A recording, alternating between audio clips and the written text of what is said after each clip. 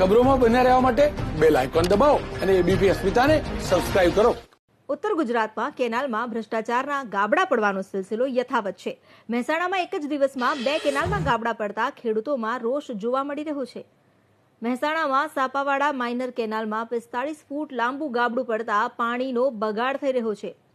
એક તરફ ખેડૂતોને સિંચાઈ માટે પાણી નથી મળી રહ્યું તો બીજી તરફ નગરોડ અધિકારીઓના પાપે કેનાલ તૂટતા હજારો લીટર પાણીનો બગાડ થઈ રહ્યો છે, જેના કારણે ખેડૂતોમાં ભારે રોષની લાગણી જોવા મળી છે।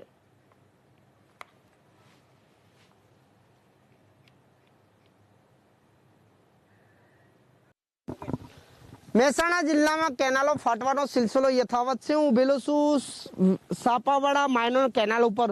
જે રીતે આ કેનાલ મોડી રાતે ફાટી છે, કઈ રીતે મોટું ભંગાણ પડ્યું છે, 45 ફૂટ કરતા વધુનું ભંગાણ જોવા મળે છે।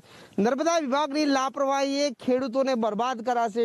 જે રીતે સમગ્ર પાણી આસપાસના ખેતરોમાં ભરાયા છે। બીજી તરફ આ કેનાલની અંદર કઈ રીતે મસ્ત મોટું ગાબડું પડ્યું છે। જોઈ શકો કઈ રીતે કેનાલનું જે બાંધકામ છે તેના ઉપર પણ સવાલ ઉઠે છે, કારણ કે જે રીતે કેનાલ ફાટી છે ક્યાંક ને ક્યાંક તેના બાંધકામ ઉપર પણ સવાલ ઉઠે છે। ઉત્તર ગુજરાતની વાત કરીએ તો ઉત્તર ગુજરાતમાં અવારનવાર કાગળના પત્તાની માફક કેનાલો ફાટી રહી છે, જેના કારણે ખેડૂતોની ખેતી બરબાદ થઈ રહી છે। કેનાલમાં કઈ રીતે મસ્ત મોટું ગાબડું પડ્યું છે।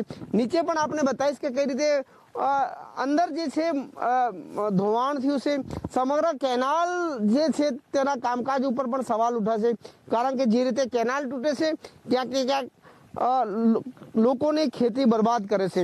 બીજી તરફ નર્મદા વિભાગના અધિકારીઓ કુંભકર્ણની નિંદ્રામાં છે, કારણ કે જે સમારકામ છે તે કરતા નથી, જેના કારણે અવારનવાર કેનાલો તૂટી રહી છે। હારૂન નાગોરી, એબીપી અસ્મિતા, મહેસાણા।